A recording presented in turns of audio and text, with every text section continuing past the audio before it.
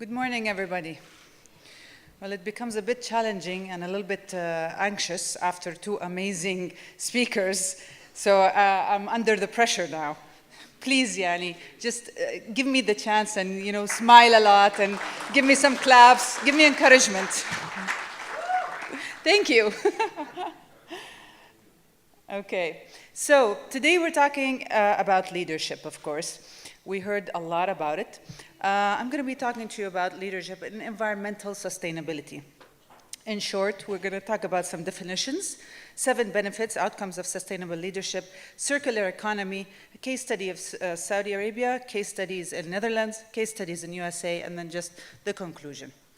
So, Intech we started in 1995 as an environmental company. So, since then, sustainability started coming up. Leadership started coming up as words, as terminologies, and I started thinking, what does it really mean? There are lots of definitions to it, and everybody has a different definition. So I started looking into it and actually started implementing things that came by nature. You don't actually fulfill something or follow something in specific. Sometimes it just comes from within. But at the same time, you do have to have proper definitions. So here we have Wikipedia that say, what is leadership? It's an effective leadership is the ability to successfully integrate and maximize available resources within the internal and external environment for the attainment of organizational or societal goals. So it's pretty much, in a nutshell, that we are making sure that we can take out what's in and what is out, bring it back in, and make it work together. So, sustainability. What is sustainability? Sustainability is a possible way of living or being in which individuals, firms, governments, and other institutions act responsibly.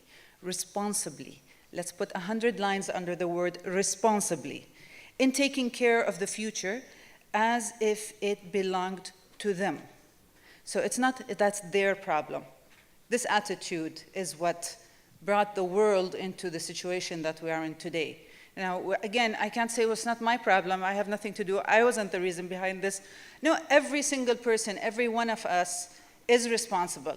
And we all play a role in that, each and every one of us, on a personal level, on a family level, on a business level, and a government level. It just keeps on going on, at country levels, and global, of course.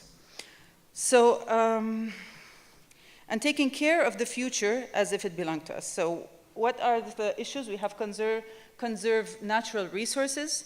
We should minimize our input of energy and water and food, minimize waste output, and then that creates the sustainability, which is, of course, economic, environmental, and health and community, which are the triple bottom line. So what is environmental sustainability? It doesn't simply mean that whether something can last, because sustainability is not always just linked to the environment.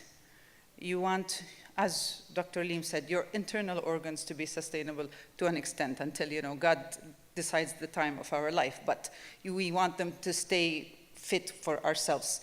We want our homes to be sustainable. We want our business to be sustainable, economically, from all aspects. So it's not just that something can last, but it addresses how particular initiatives can be developed without compromising the development of others. So when we're saying environment, a few years ago, people were thinking, oh my God, industrialists were saying, they're stopping us from doing our business. We're not able to produce more. These environmentalists are making our life difficult because they're putting rules and regulations where our businesses are held back. This is the attitude, the mentality that was there at the time. But what we're saying, sustainability or environmental sustainability, is no, we want you to do good. We want factories, we want businesses, we want every single aspect of life to strive. Just do it in the right way, where you're actually making sure your business is sustained and the future is sustained. It's ongoing, without ruining the earth, without the resources, without everything else surrounding environment, and therefore the complete future to be saved. So if we do that, we end up having sustainable leadership, which creates and preserves sustaining learning. Learning is essential. There are many ways of learning. We have, of course, creating awareness. It starts off with that. We have the traditional learning or teaching, right? But then there's always, the most important way of learning or teaching, which is by role model. When you're a role model, it means you're actually doing it. When you are doing it, that's when you're really teaching. It's like, when you're talking about your own children at home, you're preaching them to be polite, yet they're watching you being very unpolite to somebody. You can't expect that child to grow up to be polite. He's going to end up being unpolite, and so on. It's in everything in life. It starts from that simple things up to the highest scale. Sustainable leadership also secures success over time. Success means different things to different people. Some people, success is recognition. Some is financial. Some is actually, seeing the sustainability starting to happen. Whatever it may be, it's definitely going to happen. Sustainable leadership sustains the leadership of others. So what does that mean? When you're a leader, it's not about managing people only. No, it's about you're inspiring, you're making sure that others become leaders. And when these people become leaders, then they also are leading others to become leaders. That's how sustainable leadership is sustaining leaders.